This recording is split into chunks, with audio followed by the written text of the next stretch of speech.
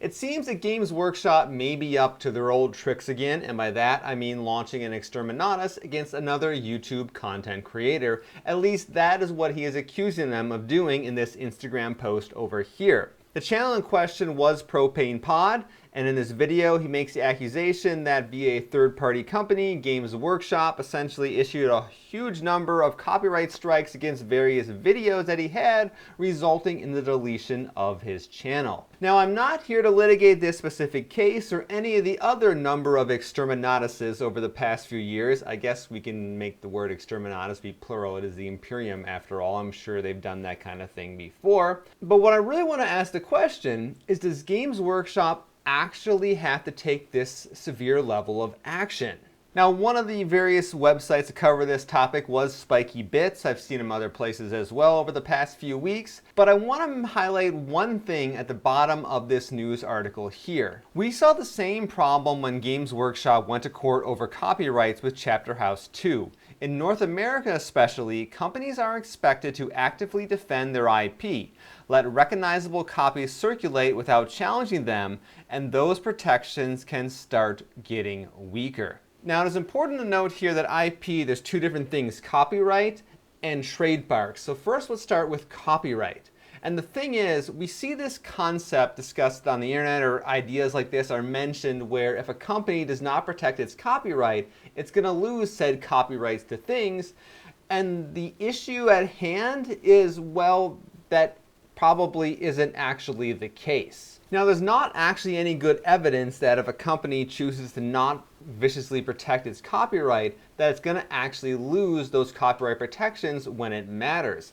So I'm going to make my argument here in a moment, and if you disagree with me down in the comments, what I'm going to request is that you back up your position with actual court cases where somebody lost their copyright because they did not protect said copyright in other situations.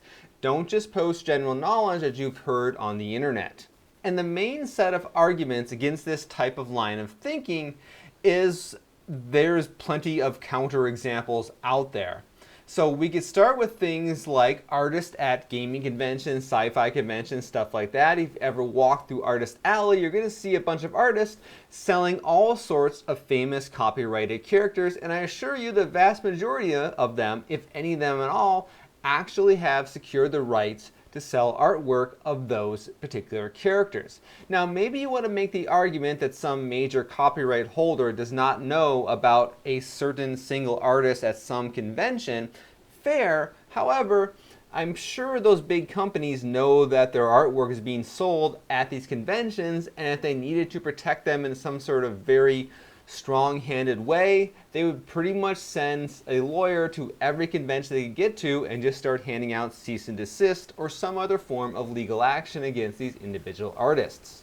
Second, when it comes to the topic of fan fiction, which it's still a debate in the United States whether some of that falls under fair use or not, various copyright holders take very different approaches to fan fictions. Some are much more restrictive of others when it comes to the types of stories allowed, where they can be published, what content can be in them, and so on.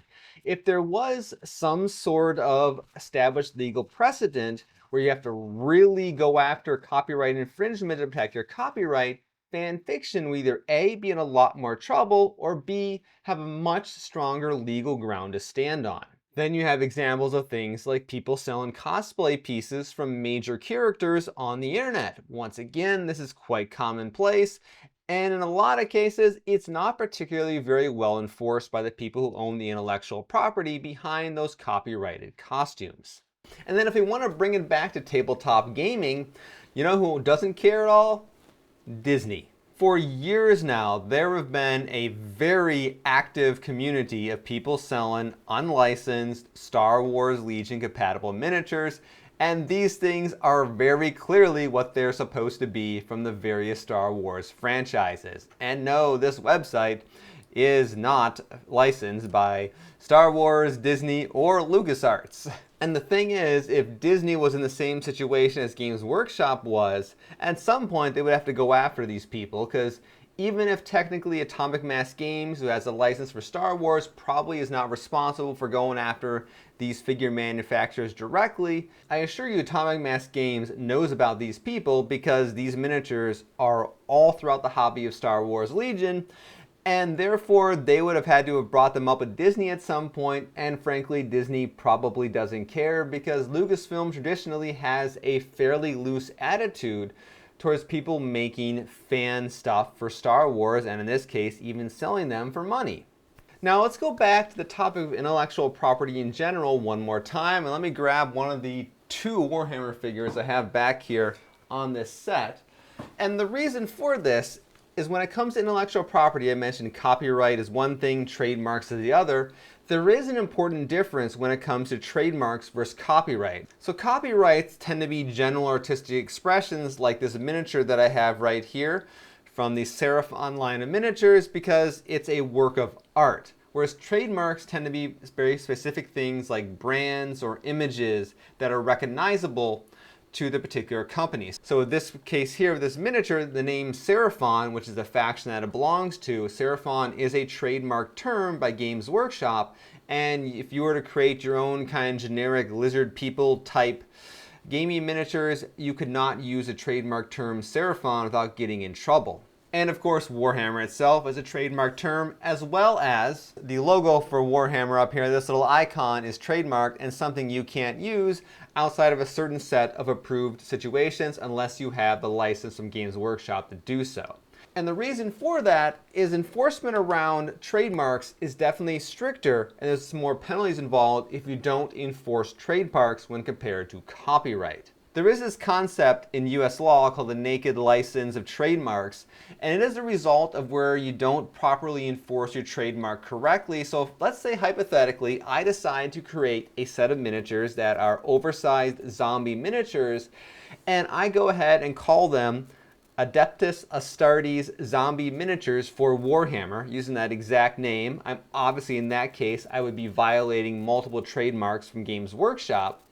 And then let's say I went ahead and these miniatures that I made were terrible low quality. Pieces were missing from the box. Maybe they just looked awful. They were more like melted pieces of plastic than kind of cool sculpted works of art like you would expect from Games Workshop.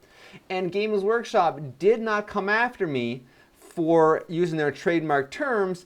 It may create a situation where, because I'm essentially kind of disparaging the trademarks of Warhammer or Adeptus Astartes, that Games Workshop could potentially lose the protection of that trademark because I'm basically crapping all over it by selling a cheap, inferior knockoff product.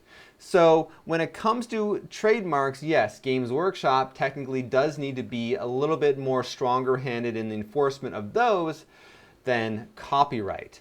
So where does this bring us back to Games Workshop and their enforcement of copyright for assorted things on the internet, whether it be videos, short stories, little cinematic things, 3D printable miniatures, all that kind of stuff. And the situation really is, if you don't like it, the way you resolve that, well, you do have two options. One, you can publicly complain on the internet about it. Companies do sometimes listen to that type of outcry and may change behavior or take different actions and therefore not do things in the future. I'm pretty sure at this point Games Workshop is not going to do that because, well, they haven't responded to that kind of stuff in the past. Which means the second option is you stop buying Warhammer stuff. If you don't like how Games Workshop and their proxies are treating these people that are receiving these copyright strikes and things being taken down off My Mini Factory or wherever it may be, the correct course of action is you stop buying Warhammer products. If enough people do that and Games Workshop stops making record revenue each year,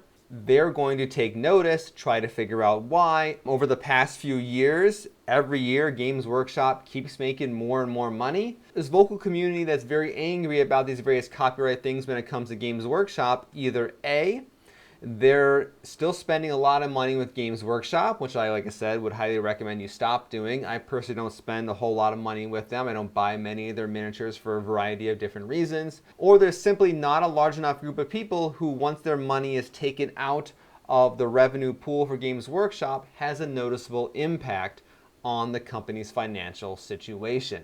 And if that's the case, unfortunately, things will probably not change. But what I would say to do, if you've already stopped buying from Games Workshop, stop playing their games and go support other companies who are much more friendly in the copyright space than Games Workshop traditionally has been.